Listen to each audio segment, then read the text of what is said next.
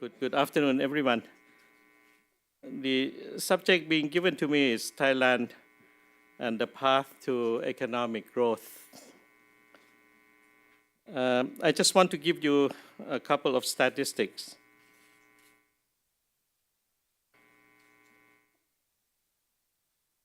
That our GDP growth for this year is expected to be around 6.5 to 7.5%. Some even giving us about 8% GDP growth. And so far, we have registered a 10.6% growth for the first half of the year 2010. And the overall, this first half growth is the highest figures in 13 years' time. And the export growth is going at the rate of 41.8% in the second quarter. So also a historic height for Thailand.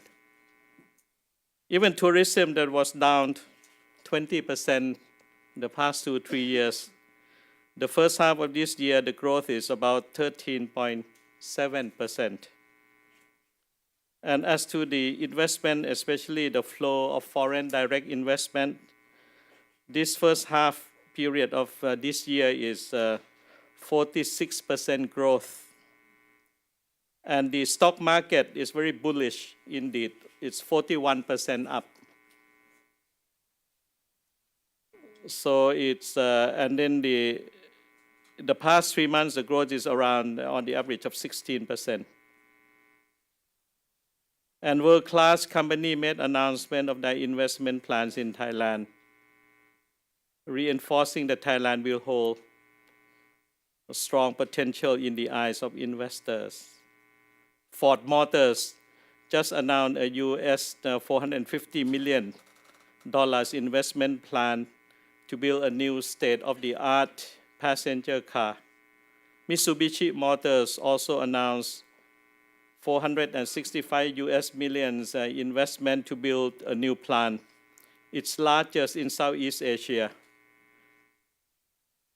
Keynote Oil, the world's largest steel pipe producer, also announced a US $620 million investment in a new plant to produce 1.5 million tons of hot-rolled steel plates a year.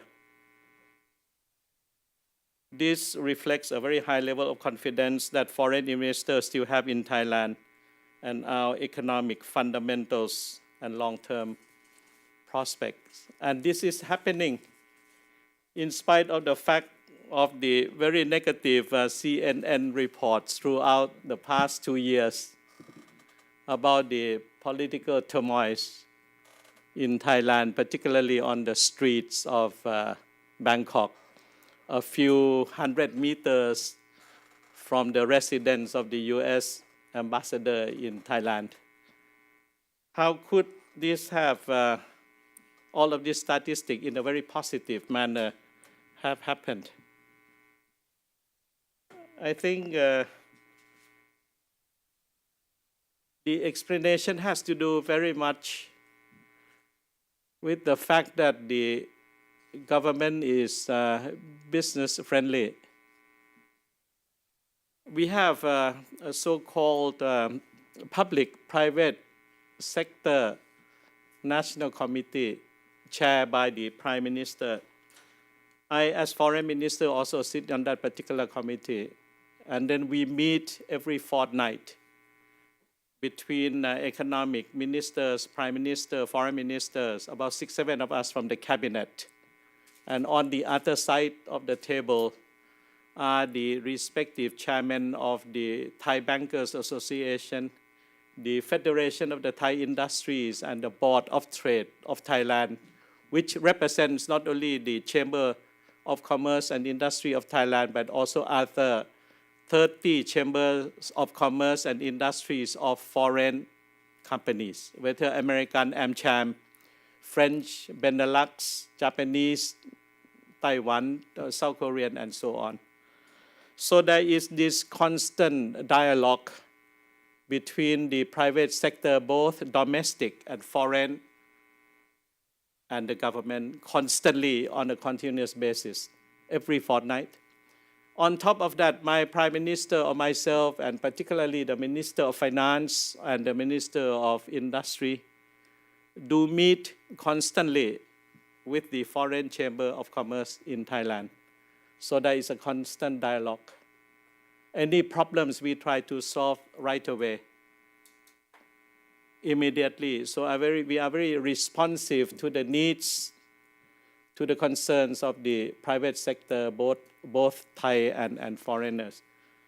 So that constant dialogue may be one of the explanations why there is so much confidence in the performance of Thai society as a whole, and the trust and the confidence that the private sector have towards the Thai government. And this particular government under Prime Minister Kasit, who is arriving in New York tonight, has as one of its major policy direction, which is good governance, transparency, accountability, and the rules of law. And then that, by extension, is a reflection of the fact that in spite of so much of the political street protests, even armed elements in the street protests, we were able to withstand and have gone through all of those negative happenings in the street of Bangkok, because we have maintained the sense of decency, honesty, the rules of law, and the belief in good governance. And besides the constant dialogue between the government sector and the private sector, I think the other factor is the fact that our policy direction as far as the economic development is concerned is clearly put on the table in the websites of the Ministry of Finance or the planning agencies. So it is transparent and it is accessible by everyone. And the past 2 years, or almost the past 2 years, we did launch 2 stimulus packages. The first one early last year to meet the immediate needs of the disadvantaged segments of the population, the aging population over 60 years old of age. The segment of the population whose income is no more than about $600 a month, they were being given free electricity, water supply, bus tickets, railway tickets, and so on. Especially the water and the electricity, if they consume up to a point not beyond a certain ceiling, then they don't have to pay, they are being given free. So it's that, and then we also give 2,000 baht, which is about 50, 60 US dollars as a sort of a gift to people with less than 15,000 baht a month, or around $500 to $600 a month salary. Then they give a free gift and so on. So that this money would be used for spending to buy the consumer goods and by default stimulate the basic manufacturing industries on the consumer side of it. And then the second half of last year, we did launch a second stimulus package of about 60 billion US dollars, which will cover a 3-year period from, I think, the year 2009 to 10 to up to the year 2012. These 60 billion US dollars would go into, I think, 3 major sectors. One, the physical infrastructures, irrigation roads, expressway, dual track railways, waterway management and improvement, electrification, ICT business. Then the second one is on the comprehensive health reform to ensure that small hospitals in the hinterland away from Bangkok has the quality that would not necessitate the people to come to Bangkok for the hospitalization services. So more equalization of the services as far as the health matter is concerned, and more accessibility right at home. Then the third area of the second stimulus package is in the education side. That is going to be or is undergoing on the whole restructuring of education, inclusive of vocational training, research and development. And as of last year, under the first stimulus package plan, we have launched a 15-year free education for every child from the age of about 6 years old right up to the finalization of the high school or the vocational school. So the whole stimulus package 1 and 2 is very much people-oriented, going right to the people to meet their needs, and at the same time with the infrastructure investment, health investment and education investment, we are also at the same time improving on the competitiveness of Thailand. And Thailand cannot continue to rely on cheap labor because we have been priced out by neighboring countries such as China, Vietnam, Indonesia, the Indo-Chinese states, besides Vietnam, Cambodia, Laos, and also the Indian subcontinent. So we have to go up the ladders of more value-added production to be more competitive in terms of the technology input into the design input and also into the quality of the products for the upper market rather than the lower market. So that's what we have been doing, we have started to do. And the fact that the stimulus package 1 and 2 do appear on the website, it means that everyone around the world can have access to the information. And on top of that, I think there is this attempt all along to make everything transparent, or in other words, the other side of the coin, to try to overcome corruption practices and the misuses of the government budget or the tax money of the people. We profess to become a very honest government because we believe that by doing so, we can provide the leadership and at the same time, the trust and confidence of the private sector. So besides the government undertaking on the stimulus package 1 and 2, we have also retained the cost of further liberalization of Thailand economic structure. Not only the conclusions of the various FTAs with many countries, outstanding one is with the United States. We are waiting for President Obama to get the approval from the Congress.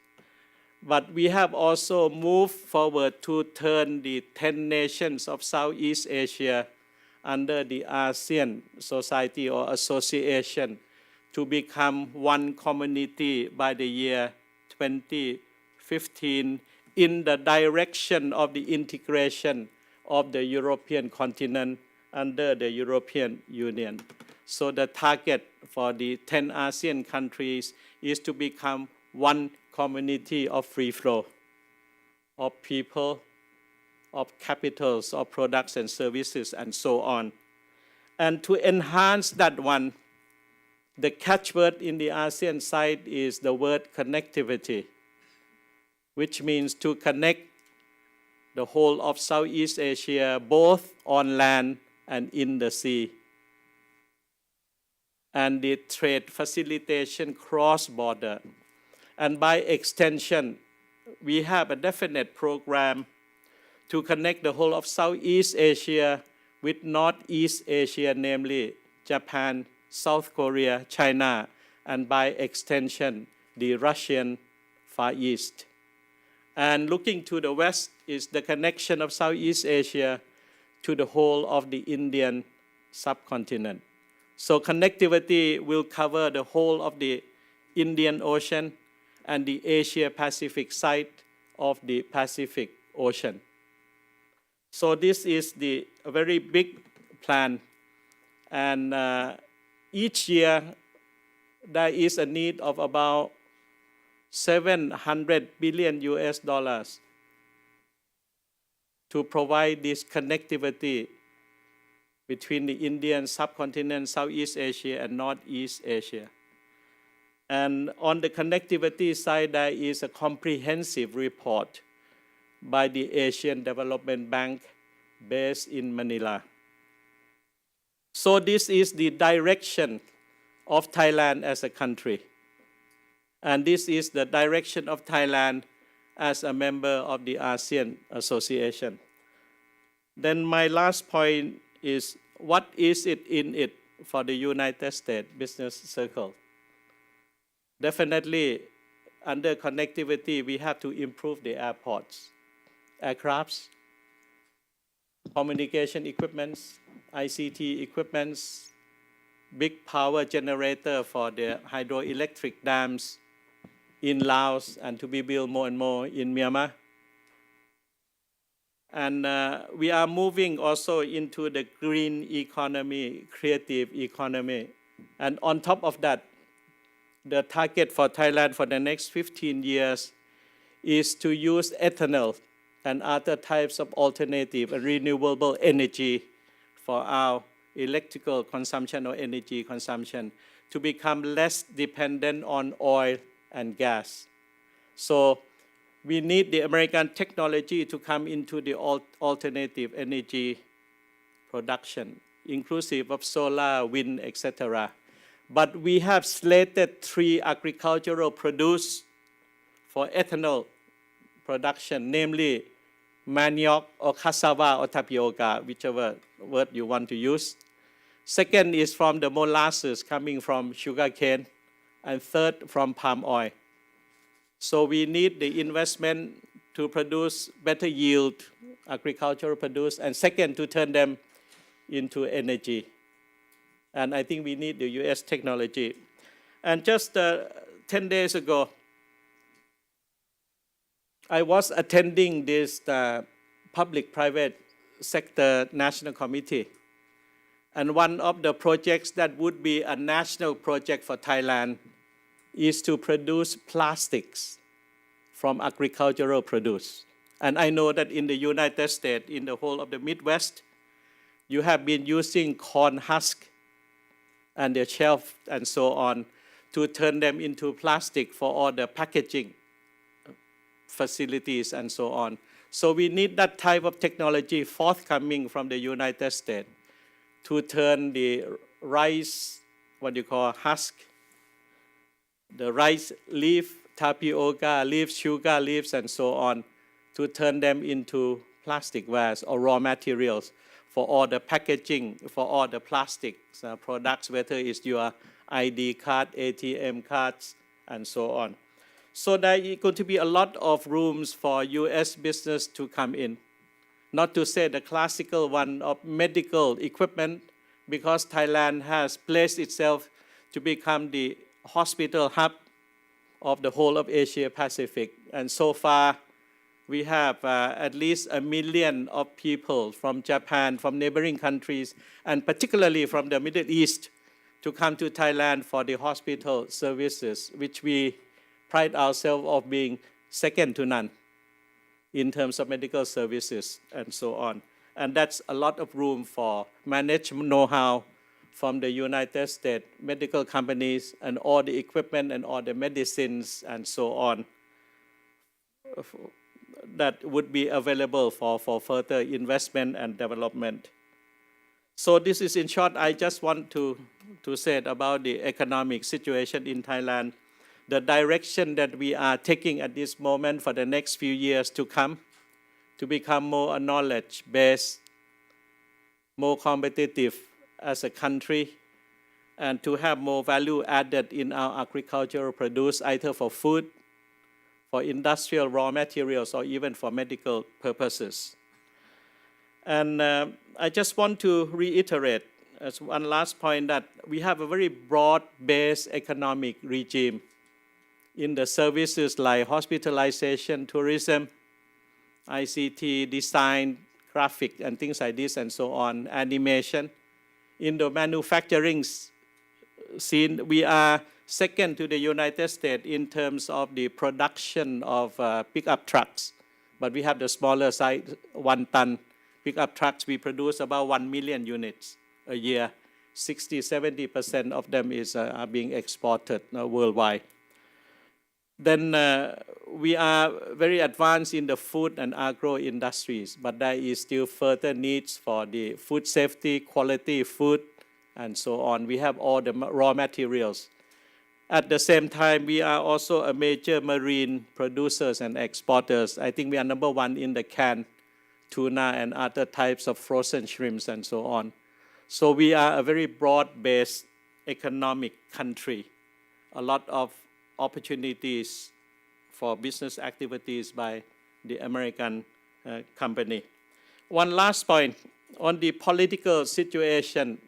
I just want to convey one particular message that do not ever doubt the determination of the Thai people to become a full-fledged modern democratic society.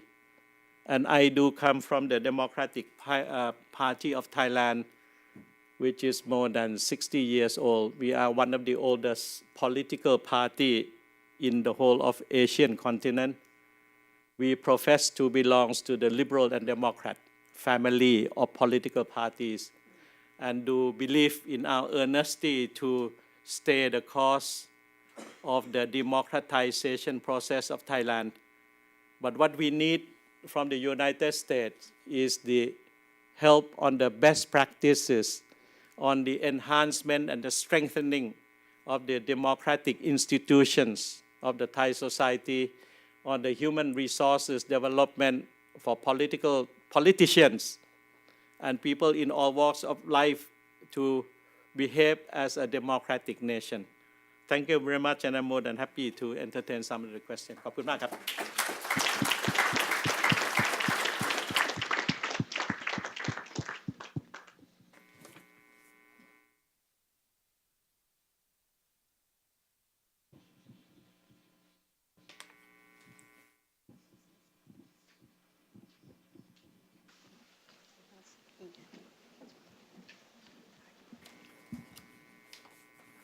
Your Excellency, thank you for a good presentation. My question is that in the future, do you see a shrinking role as far as relationship and trade with the United States is concerned, because you also emphasize the connectivity as far as other people in that part of the world are concerned? And I know that you have identified specific areas, and I don't know what response you have received, but you are part of an area which is really booming and growing, and you could probably get all of these things from that part of the world. So that's one question. And I'll just add on a second question. I may not get another chance, is that you've also complained about the CNN and that it does not really present factually what's happening in Thailand. And would you recommend, if for people who want more information, some other source? Would you say the BBC or Al Jazeera or some other source? Where would one go if the American media is not well representing your country? I think on the first question, the cake gets bigger. And for example, in the whole of Southeast Asia, there will be more middle class and further urbanization, which means more consumption. So we can buy more from China, and at the same time, we can keep on buying more from the United States. So the cake is never small, just get bigger and more sophisticated. That's the first point. Second is that the United States always have the technology advance. You are years ahead of the Chinese and so on. So in terms of high tech, inclusive of the entertainment industries and so on, we still have to import your technology or to have your companies invest in Thailand and to use Thailand as a production base and so on. There is so much room for the United States companies to come in. What is needed now is more flow of knowledge. And second, more encouragement by maybe the US government or the US Chamber of Commerce to push the American companies out, not to make unemployment here increase, but I think just to be able to find more work together. Okay, so that's my answer to your first question. Second, as to the source of information, I think there must be reform inside CNN. I think they have to have certain ethical standards, that they don't sell things to make them sensational to the detriment of a country, and especially to the friends of the United States like Thailand. We are an open democratic, we have the same belief, and why the hell, I'm sorry for the language, put a negative side and distort the news unnecessarily? Why not be more objective or more balanced? You can have the opposition to the government 5 minutes. They can ask me to give another view 5 minutes and have the balanced news presentation, and the American or the audience will make the judgment. I think we are no fools, I mean. So that's what, but I think Al Jazeera is coming up. The BBC is 50-50 and so on. So it depends, you know, but I think the distortion and sensational news making is an ethical question. And we talk about the ethics of politicians and the bureaucrat and the business, which have the corporate social responsibility. And I think CNN also must observe the CSR rules, OECD principles, and so on. I don't think they are unique and have the privilege of not having to have that corporate social responsibility and the ethical standards. Thank you.